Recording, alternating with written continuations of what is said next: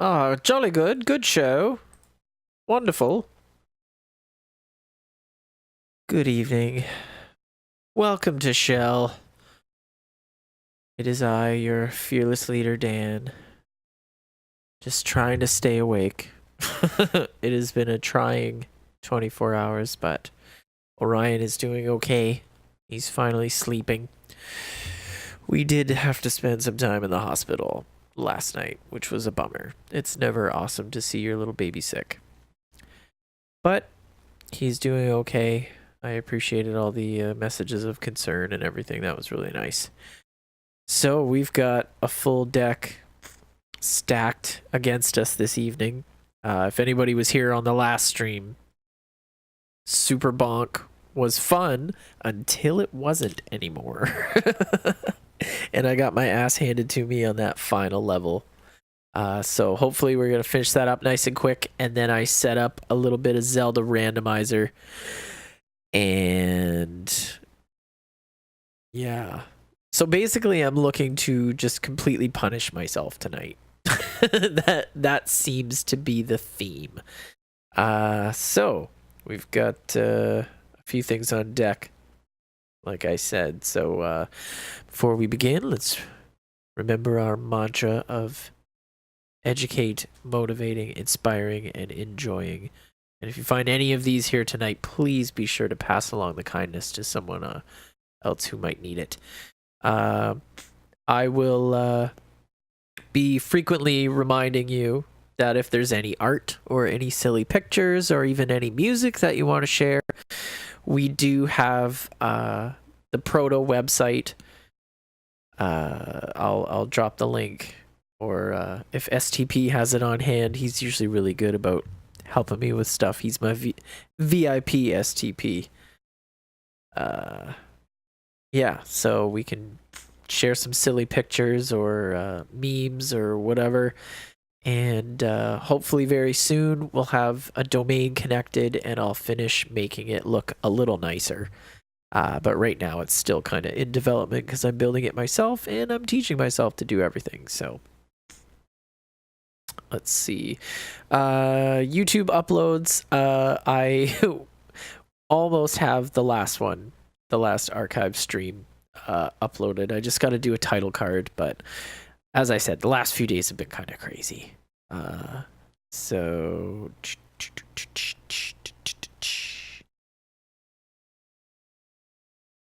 okay, I think I've said all I need to say. Let's get to the get. I made sure not to turn it off so that I don't lose it, because fuck, I put way too much time into trying to get this right. For my kingliness. Oh, thank you. Oh, he's got the link. You've got a question for me today. I'd love to hear it. Absolutely. Let's hear about it. What is your question? Oh, I don't know if I'm even prepared for this. This is... okay, here we go. Just jumping right in. The final battle on Earth. Let's hope so. What is my favorite use of music in a movie? That... oh, son of a bitch. That is a tough one, actually. Because you know I'm a big music nerd. For a long time, it was probably... okay, I'm just gonna...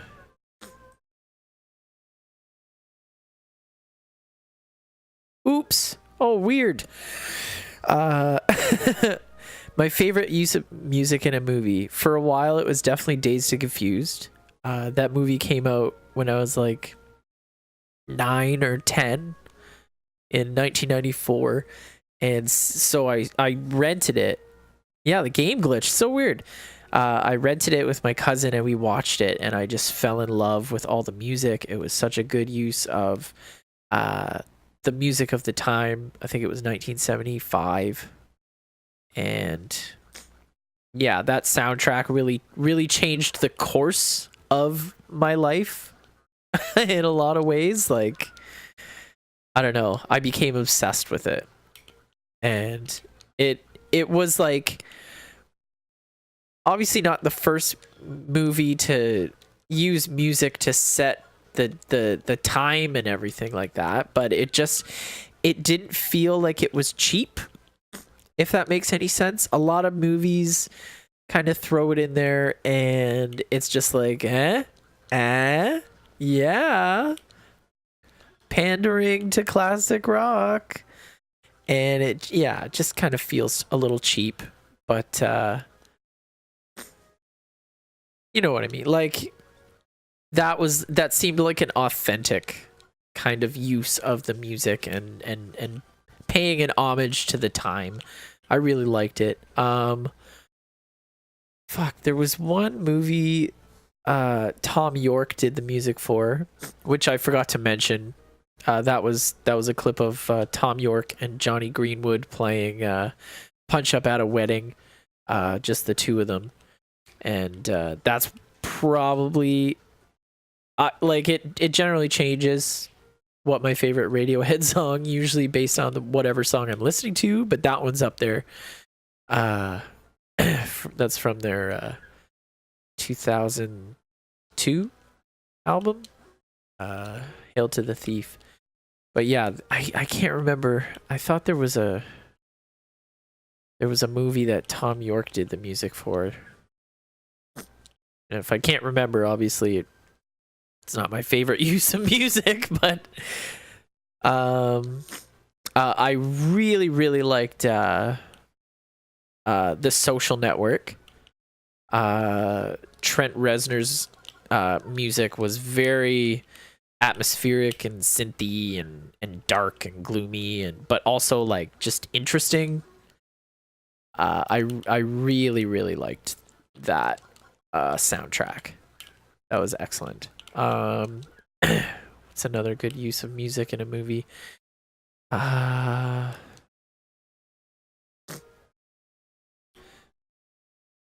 think what was the first, not Sinister, but Insidious. Insidious had really good music in it.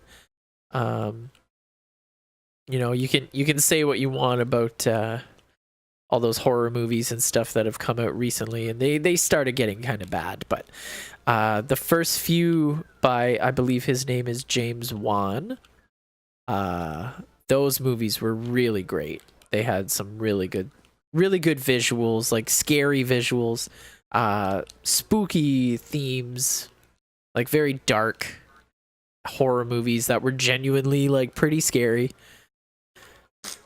Like I've discussed it before. It's hard to make a scary movie because you're showing so much. So to have genuinely terrifying visuals, that it's a hard thing to achieve. Fuck you, Dragonfly. Oh, good. We're off to a great start. Egad. So yeah, those are a few just off the top of my head. I'll try and keep my my head going. In a kind of ironic way, I would say Rocky 3 and 4, because there's like a lot of montages, and the music is like almost painfully 80s, but it also kind of like set the standard for like sporty movie montages and stuff. And like, I don't know, every time I watch Rocky 3 or Rocky 4, I'm always like I'm so pumped for those workout regiments that he has, and you're just like and pushing himself and reaching new levels of Super Saiyan. But yeah, those would be a few off the top of my head. Any old Danny Elfman stuff, so like basically all the original like Tim Burton movies, because Danny Elfman did all those. What in the fuck was that? I'm not even mad that I missed it. That was just that was fucking wild. Okay, cool.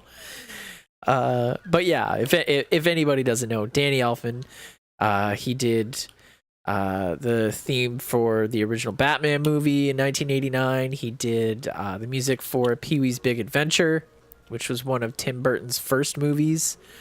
He did Beetlejuice, like all of these Tim Burton classic movies.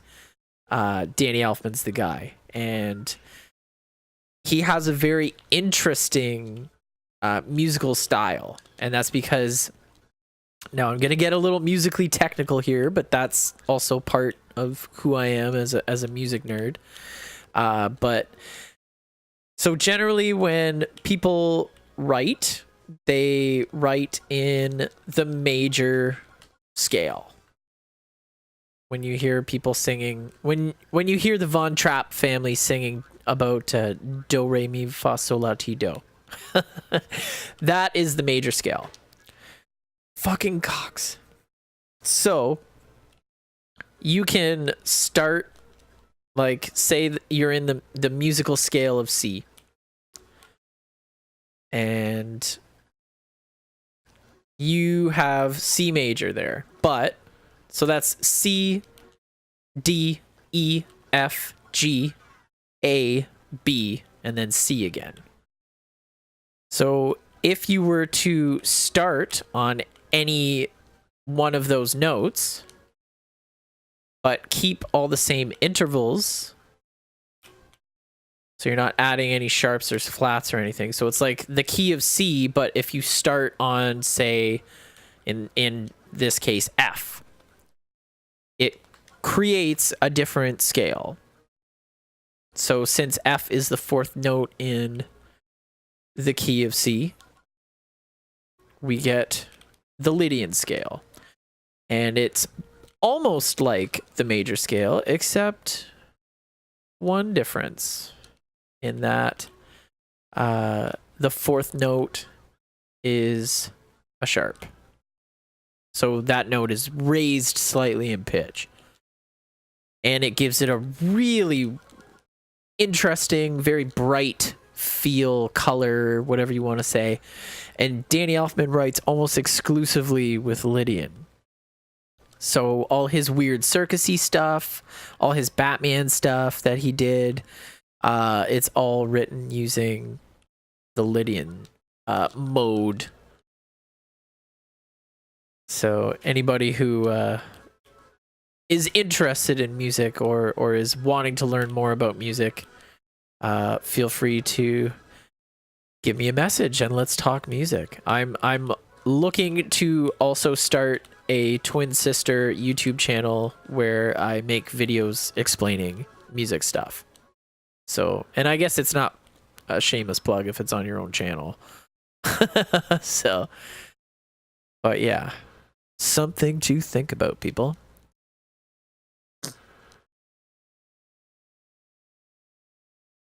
So yeah, thanks for the question. It kept me occupied for a few minutes, just rambling inanely.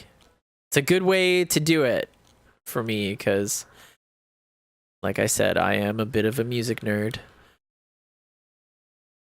All right, here's one. What is your favorite 80s action movie? That one's a tough one for me, obviously, but I would probably have to say Commando. Arnold Schwarzenegger, 1985, in his absolute zenith, like the height of being an action hero. And it just has all of the tropes, all of the stereotypes, everything good that's ever been done in an action movie happened in this movie. I feel like it's just so good. I have it on DVD and it's one of my most prized possessions, probably. No joke. It's amazing. It is such a ridiculous. You don't watch a lot of movies? Well, that's okay.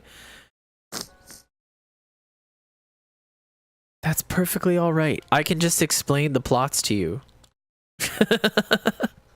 So here it is. The intro to Commando is like no explanation. It's like a garbage truck coming down a cul-de-sac of very nice rich people houses, and it's very loud.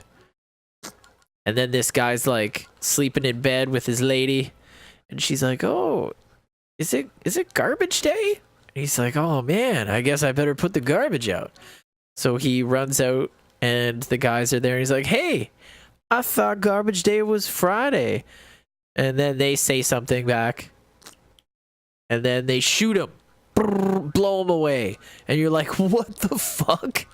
And then that happens like a bunch more times. Like a guy is buying a car at a used car salesman place, and he's like talking about, "Oh, this is the Cadillac, it's got all leather interior, blah blah blah, like it's got this seat warmers, you like this? Oh, it's so nice." And the guy turns the car on. He's like, "Hey, yeah, even turn the car on if you want to, that's fine." And he's like, "What do you like?" Oh, the guy's like, "Do you know what I like best about it?" The guy's like, "What?" He's like, "The price." And then he revs up the engine and begins to try and drive it away, and runs the guy over and kills him. So yeah, this guy just goes on a murderous rampage and kills all these random people that don't seem to be connected at all. And then we get one of the best intros to a movie of all time. It's just like Arnold Schwarzenegger carrying a tree, and it's just like oiled up, greasy muscles, and it's him being Superman, just like, I'm cutting trees, look out, I'm coming for you, trees. And then someone's about to sneak up on him. Oh my goodness, who could it be? Oh, it's his daughter Jenny, a 12-year-old Alyssa Milano. And then it like is really, really nice music to show you that, oh my goodness, even though he's a man, he's a good father. And it's him like taking her swimming, and they're feeding baby deer at one point, and she boops him on the nose with ice cream. And then all of a sudden the music changes, and it goes back to like like super intensified, like, but they're still doing like fun daddy daughter stuff, because it's like, watch out, watch your back, something's gonna happen.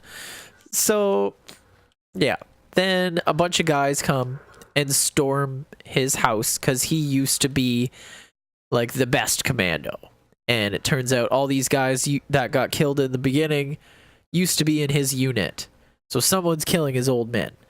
And then these guys come, they storm his house, they kidnap his daughter, and this is like one of the best fucking things I've ever seen. There's like always the guy, who's like, "We kidnapped your daughter, watch out, you're gonna have to negotiate, right?" He's like, "Wrong," and shoots the guy in the face with a shotgun. And then like just proceeds like all this amazing stuff. Like there's a lot of things you think, okay, they're gonna use this, they're gonna develop this plot, they're gonna build some character, he's gonna have to negotiate with the guys, he's gonna have to do this. No, none of that. He blows everything up, he kills everyone. It's just literally like almost 2 hours of just him just blowing people away. And I don't know, it really reminds me of a video game. It really does. Like it has all the right things from a video game, especially like, I feel like there was a video game. I don't think it was actually based on the movie, but like the last 20 minutes he goes to an island and kills like 300 guys, and it's the exact like opposite of reality, because they all have machine guns, but his just is more accurate than theirs, and he's just standing in the open shooting hundreds and hundreds of people, and they're all like, "Blah!" And none of their bullets hit him. When he runs out of bullets at one point, he hides in a shed, and the guys are like, "Oh, I think he's in this shed, let's check." And they open the door. Where'd he go? where is he? I saw him go in here. And then he swings down from the ceiling, throwing saw blades. And he, like, one guy gets one in the chest. He's like, ah! But one of the most graphic things that I had ever seen as a small child, the guy gets the top of his head sawed off. Like, as if somebody could actually throw a saw blade that hard to take to scalp somebody. It was truly amazing, but like that's one of those images that like stuck with me. Probably kind of fucked me up a bit as a kid because I was like, what? Also, there was a really awesome channel. We lived near Detroit. Sarnia is like an hour north of Windsor. Windsor is like right across from Detroit. So there was a really awesome, what was it, like WBSK or SKB or something like that, and they every Saturday and Sunday they would just play like 80s action movies, and they would bleep out the swearing, but they would keep in all the super violent kills and all the blood and everything, because it's like you can't say ass, or god damn it. But you can show Arnold Schwarzenegger throwing a saw blade so hard that it takes the scalp off a man. And it was awesome. They would play like RoboCop, another super violent movie that like all of us saw as kids. It was always like, yeah, RoboCop's the best. He got a gun, blam, blam, blam. But then like you watch it when you're older and you're like, how did I watch this as a kid? This is so violent. In the first 20 minutes, the main character gets shot in the face with a fucking shotgun, and it shows it. It's like so graphic and insanely violent. But it's just like, oh, the kids, like, let's just rent them a movie. Oh, there's the robot cop. RoboCop. Oh, okay. Well, let's just rent the movie for the kids, and then they can stay home by themselves and microwave some hot dogs, and we're going out on the town. Rent them a movie, rent them a video game. No problems. And that was just kind of how it was. But it was always like PG-13 movies that are actually more rated R than anything. I don't know. It was what a time to be alive. It was something else. So yeah, Commando. Oh, I love that movie so much. And it's so dumb. It's so dumb. At one point, he's like trapped on a plane because these bad guys want to make him do a job, kill the president of some nation so that this evil guy can take over. And so they make sure he gets on this plane, and they're like, get on the plane or we're going to kill your daughter. And you have like 13 hours. So he is sitting next to this big guy who's like, I'm going to make sure you don't cause any trouble. And then he's like, oh, okay, what's that over there? And then he just grabs the guy and breaks his neck, and then puts his hat over his face and asks for a blanket. And he's just like, puts it over his friend, and he's like, please don't disturb my friend, he's dead tired. Shit like that. Just, the best. The best of the best. So then naturally the plane's taking off, and Arnold Schwarzenegger gets up, and the stewardess is like, oh, I'm sorry, like, where are you going? You can't be walking around when the plane's taking off. And he just grabs his stomach and is just like, I'm very sick. And then no one stops him. Then he rips open some door and goes into the back of the plane, and with all the luggage and everything. And he finds where the landing gear are, opens up a hatch, and jumps off of the landing gear into the water and doesn't even slow down. The cut on the movie is amazing because it's just like him, but clearly a dummy, flying from the bottom of a plane, like flailing in the air, and they're hundreds of feet in the air. And then he lands in a marsh, and then it's like, boom, cut. And he's wading out of the water, just like, I'm on the mission. It's fucking awesome. I cannot stress what an amazing movie Commando is. Arnold Schwarzenegger, 1985. Oh god. Just the zenith of action filmery, you know? All the cliches are there. There's like some really good one-liners like okay, so one point there's a guy and Jesus is right. Jesus is right. So there's a really sleazy guy and they get in a car crash. Arnold runs his car off the road and then he's like holding him over a cliff and he's like, you gotta tell me all the information, this is my weak arm. He's like, Matrix, you can't do it. And then he obviously squeals on his evil friends and he's like, remember Sully when I said I'd kill you last? And he's like, yeah Matrix, you did. He just goes, I lied, and lets him go. And he throws him off a cliff and the girl he's with is like, oh, where's Sully? He's just like, I had to let him go. Just the comedic wit, like just this action hero wit, not even flinching that he just like killed another man. He's even more than that, he's making jokes about it, like that was fucking hilarious the way I killed him, do you see that? Just no feelings left. Yeah, it's a great movie. I highly suggest you check it out. I mean, you know, if you like cheesy 80s movies, which sometimes I feel like everyone does a little bit. There's usually those people that you're like, oh, you gotta watch this movie, and they're like, this is stupid. But then they sit and watch the whole movie and they're laughing and they're enjoying themselves. And I don't know, watching trash movies is something special that everybody should do every once in a while, because you get these kind of laughs out of it. It's a very special cathartic experience. Just because a movie is silly doesn't mean that it's not good, even though they tried to make it serious, which kind of makes it better in my opinion.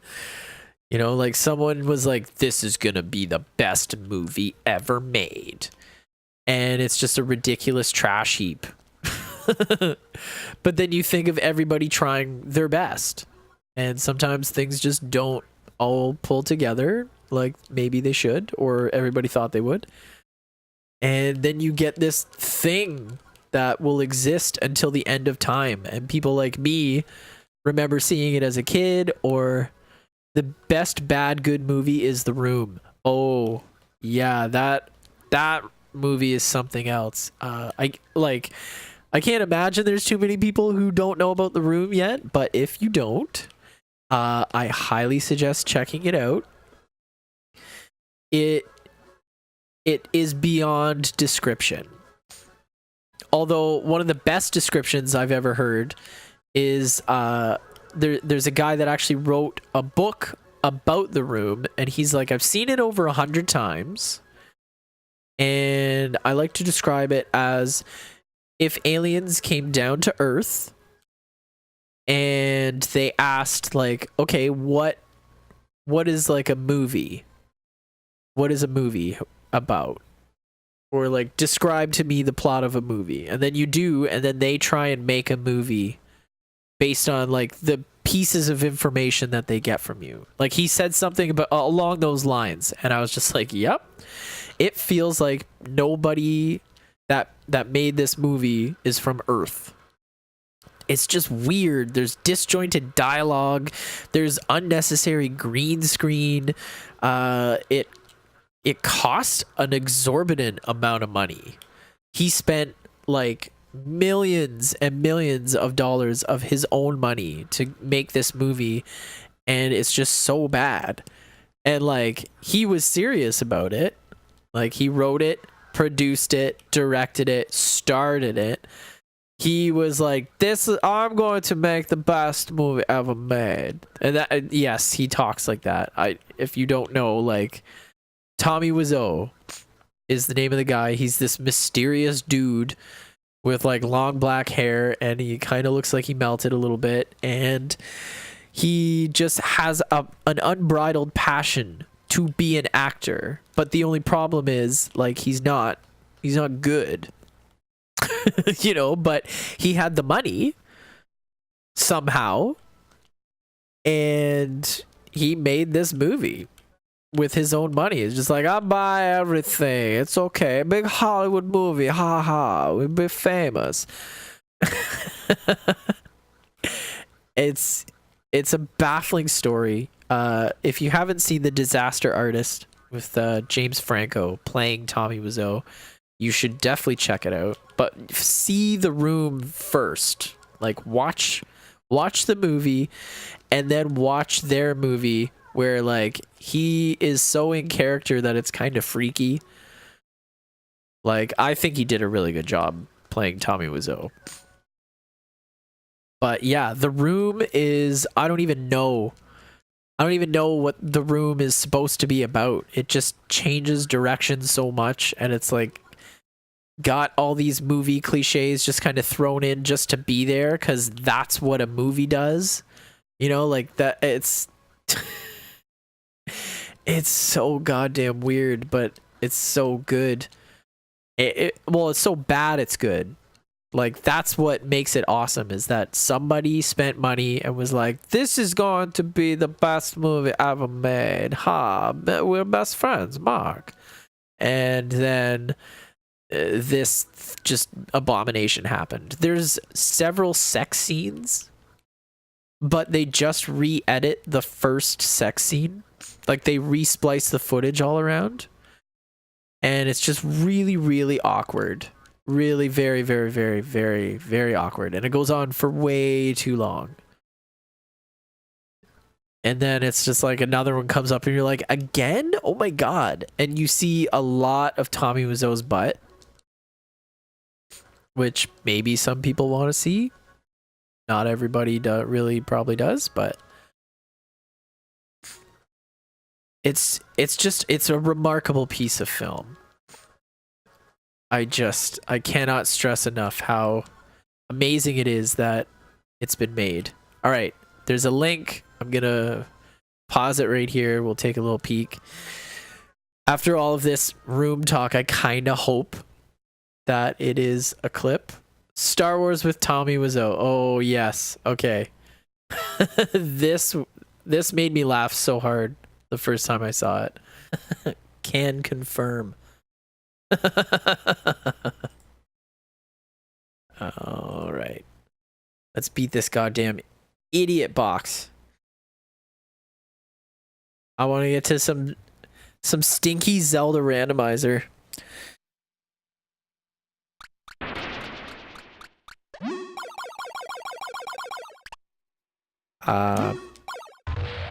Is there not supposed to be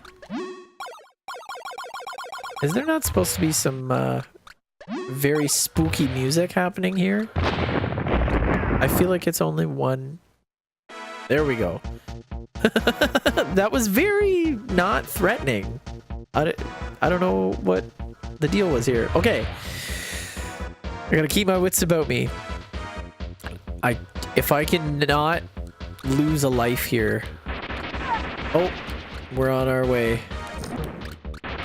There's just a very specific spot that you have to stand where you might not get hit by these. And I'm never gonna find it.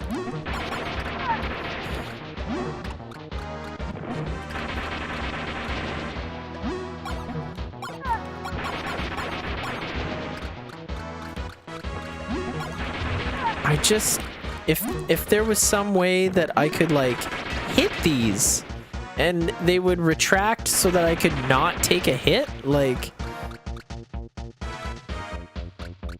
it's just really, really shitty. I feel like it's just there to be like, oh, fuck you, we're gonna take a life away, and then you're on your last life, and then fuck you. You just have to do this without getting hit.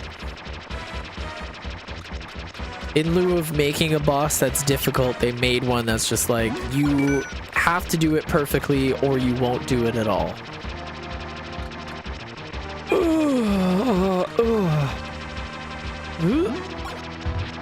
Oh, nice. Thank you. I appreciate that.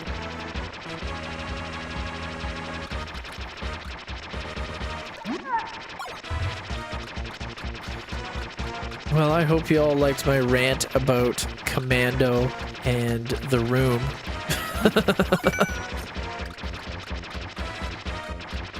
Two wonderful centerpieces of music. No, movies, not music. You'll have to forgive me. My brain is a little spaced. A tad spacey. A bit of the... Nope. Nope. Shall not invoke the spaceman's name anymore.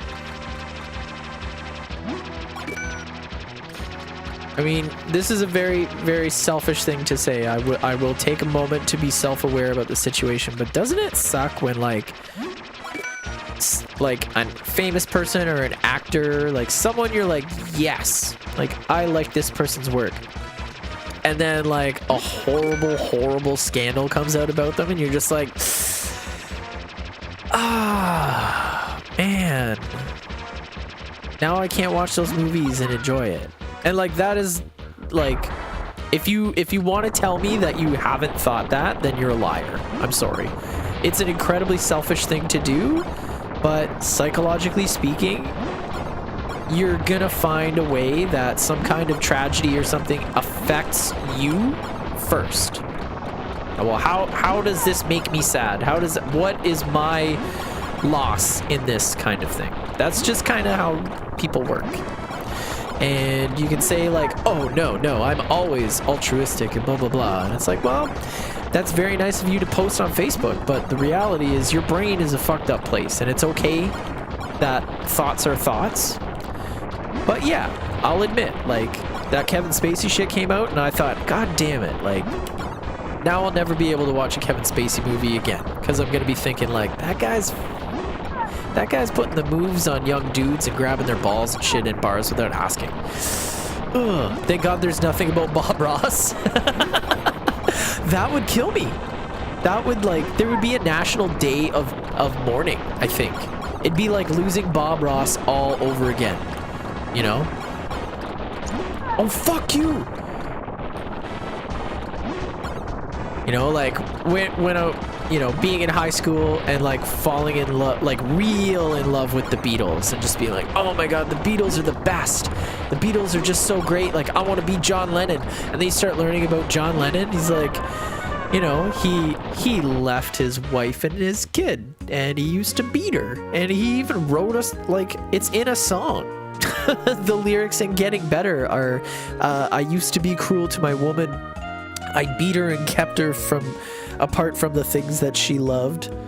Man, I was mean, but I'm changing my scene and I'm doing the best that I can. Okay, fine. You're trying. You're trying to be a better man.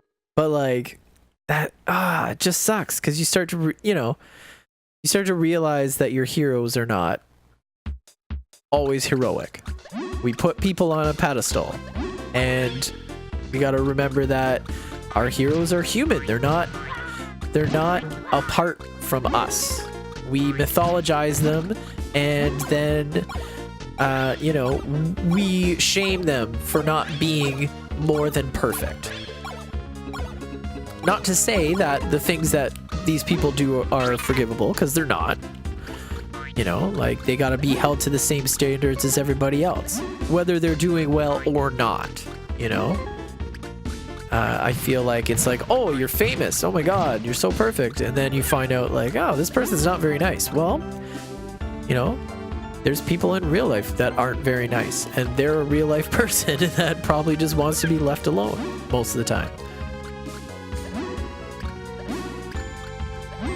And then it's like, oh man, Kevin Spacey, he was so good in that one movie, he was in Glenn Ross, American Beauty, like Usual Suspects, like really, really good movies, and he's a fantastic actor. And then it's like, oh yeah, he tried to put the moves on Anthony Rapp when he was like 14 at some Hollywood party. Like, oh no. And then they filed charges against him because he was groping some young man at a bar. Oh, what was that? You know, and you're just like, man, Are any of my heroes gonna be able to just like let me enjoy their work without having to rethink everything? I don't know. That's something it's very controversial and it's up for debate, but it's like, can you separate the person from their work? I mean, I'd love to know your thoughts on it, because it's something that I have struggled with a lot. You know, like something that was very, you know, upsetting to me, because I'm a huge David Bowie fan. But like, you know, he died. Everybody's waxing poetic about him because he was a very influential and amazing artist. Oh, geez. Am I stuck? There we go. What a mess. But yes, you know, I eulogized him on Facebook, and my band at the time, we played a David Bowie tribute, and I gave a big speech, and you know, it was like, oh, well done, hey, we love David Bowie. And then of course there's people that are posting like, he had sex with underage girls and he did all these bad things, and it's like, okay, yeah, that happened. That's a fact. But where do we draw that line of like separating the from the actions. What is it? This is an ethics and a philosophical conversation. So we're getting a little heavy and deep here, and I'm sorry for that, but this is just where I'm at right now. That's something generally I would like to know people's thoughts on, I guess. Like, what is it? When do you draw that line of like whatever? And like, not to say that it's a defense, but there's a few things that you can say where it's like, okay, well, that was kind of the times. You know, that's a horrible thing, but that was also a different time. Rock stars had harems of women following them around, running away from home, and some of them were like teenage girls. And most of these guys were so blasted out of their minds that they probably didn't even know what was going on, which again is not a good defense. But I don't know. It's a crazy thing. Like, are we not allowed to like any of David Bowie's music? Like, are we not allowed to feel sorry for the loss that we felt when he died? Like, that was what there were many people on Facebook that were implying that. It's like, yeah, let's celebrate this man. He did this. And it's like, 70s rock star sleeps with young girls is kind of like fish breathes water. You know, like it was kind of self-implied. Oh, you were famous in the 70s? Okay, well, this probably happened. Like, everybody still knows it. He was a heroin addict.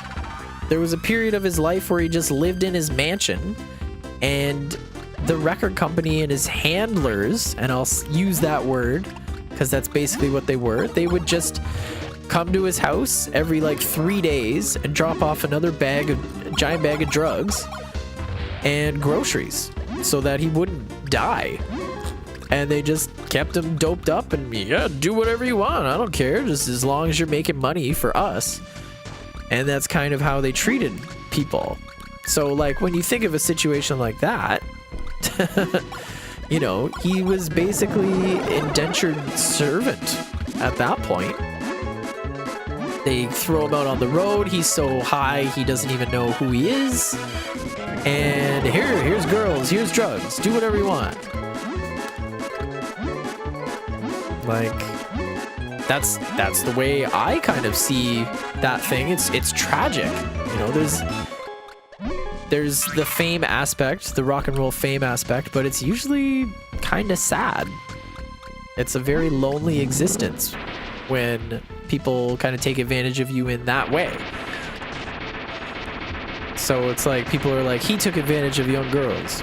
Okay, doesn't make that right to say that he was also taken advantage of. But like, it was just such a fucked up situation no matter how you look at it. And I don't think I'm a monster for enjoying listening to Station to Station. That's a really good fucking album. You know, how many paintings do you think were painted by people who, like, oh yeah, they beat their wives or they did something bad? Like Jackson Pollock, that guy was probably a drunk. I bet he punched some people he probably shouldn't have. But we're not gonna throw his paintings out unless it's like the outrage of the week, you know? Some Reddit post. It's like, I just read this in a classroom. I'm in college and I know everything there is to know about ethics. I don't know. We have an era of absolute outrage. And the problem is that there's a lot of stuff we should be mad about. And that momentum that was being gained on those fronts is being lost by the ridiculousness of the things that people are choosing to get mad about. Like, yes, be more tolerant of people's skin color, please. Be more tolerant of people's orientation, or if they're if someone you know is transitioning, be supportive of them. You know, if use the pronoun that they want to use to be called, or just call them their name. Not that hard, you know. That simple. Just be a good person. Let's be okay with these things. But then the waters get muddied when it's like people saw the progress that was being made, and they were like, well, I want in on this too. Let's just be mad about something. Like, we can get things done. And now it's it's like a nightmarish hellscape. Like, if you can believe it, I remember a time when it wasn't like a horrible anxiety-ridden nightmare to go on Facebook. It didn't used to be so gross and angry and horrifying. Now, like, I don't like going on it at all. I go on it more than I should. And in the past, like, little while, I've been going on it far less than I used to. And it's just a swamp of just people just getting so mad about things that they shouldn't. I don't know. I feel like we took our hands off of the fire hose, and now it's just this untapped rage over so many things has just gone out of control. It's crazy. I don't know. I think that, I don't know. My point on that is just like, there are a lot of things we should be mad about, and there's a lot of things that are getting traction that we really shouldn't be so focused on. Okay.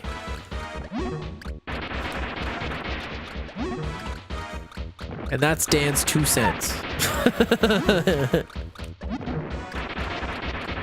For all y'all out in the internet world that were wondering what I think about, what my opinions are on blanket issues. What became of subtlety? What became of nuance?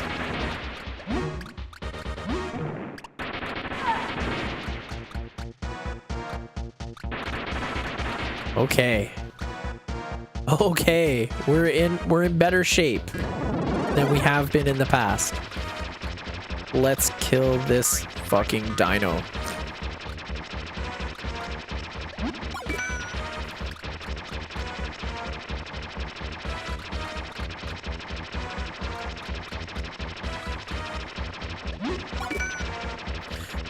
I need my absolute immaculate laser perfect concentration. Yes, boy.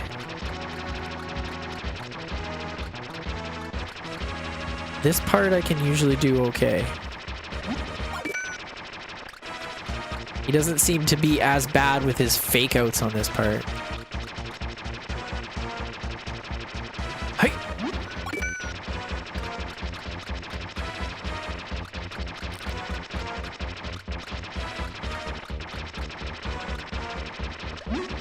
Whoa. It's as if he heard me spoken. It's as if he listened to me speaking. Come on, you fucker. Get into my smash head range. My forehead zone. Come to butthead.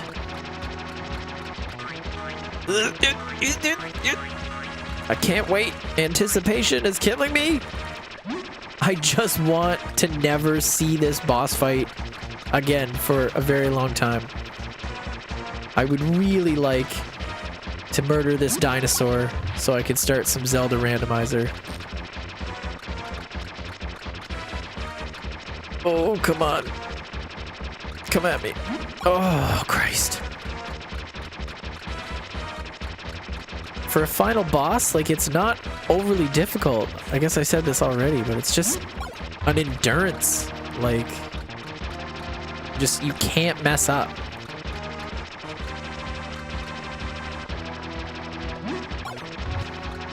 I could probably stand to do a lot better getting here over those two previous scenes. Like, tonight I've only been on my... There we go. Okay. Final phase. Fuck! Okay. Fuck. Just missed. Oh, come on. There we go. Okay. I think... Oh, fuck. I need to find a way to fool him. Like, change my trajectory slightly.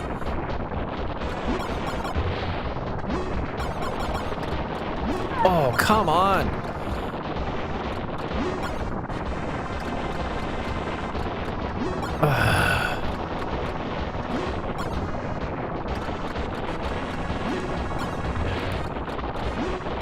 Okay. What is your timing, Dino Master?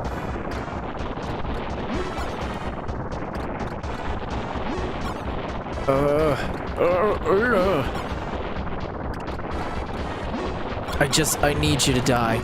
I need you to just go away and die.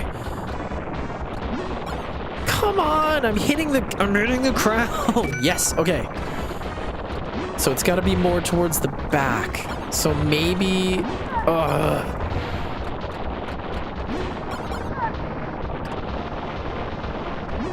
okay, there's, I don't even know how many fucking hits this guy takes. Yes. Yes. Okay. We're going to Hyrule. We're going to Hyrule. We can do this. Everybody pack your bags. It's dangerous to go alone, so I'm gonna need some friends to come with me. We're going to Hyrule. Okay.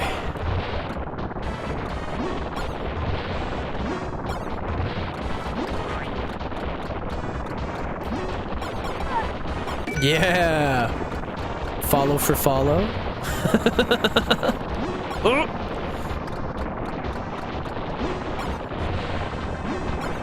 Yes. Fuck you.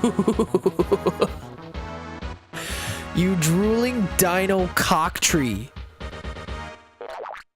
Oh, now I'm even bigger.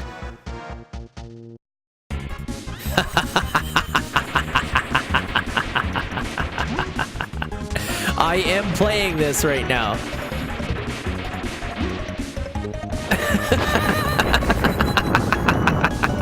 Fuck you, fuck you, fuck you, fuck you. Oh. That feels nice. Trap. I'm glad it's labeled. Oh, good. That's the trap he trapped me in at the beginning of the game. Fuck you. Schadenfreude. Sorry, I'm a little stuffy in the nosel. In the nosels.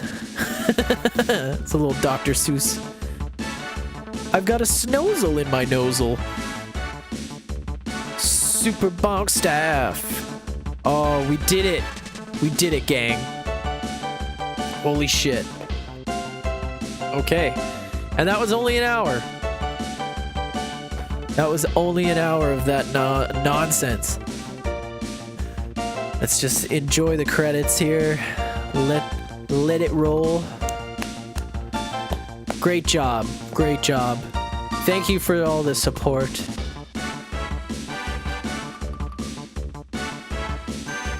Oh, look at those weird ass looking duck bird things. They're kind of fucking ugly. Way to ruin a cathartic moment with these turkey vulture looking motherfuckers. I gotta say, I really like the artwork in this game. This is your favorite use of music in a movie? Yeah, the Nasaki, that went too fast. But the musical compositions in this game were really good. I liked the music a lot. The sprite work, oh, the video, okay, sorry. The sprite work is awesome. The color palette they use is very bright and vibrant, and the gameplay is very fun. The last level will suck the soul out of you. I will say that. You gotta be determined. The difficulty spikes very sharply upward at the very end. So be forewarned. But it is a satisfying game to play. It's a lot of fun. I highly, highly recommend this game. It's funny because, like, you know, look how cutesy he is. Look at those baby eyes. Ah, I eat candy. I change size. I hit flowers. Oh, I hope so. I want a sequel. There's got to be a Japanese sequel that didn't come out in the US or something. See you. Awesome. We did it, gang. Thank you so much. Your Bonk's results.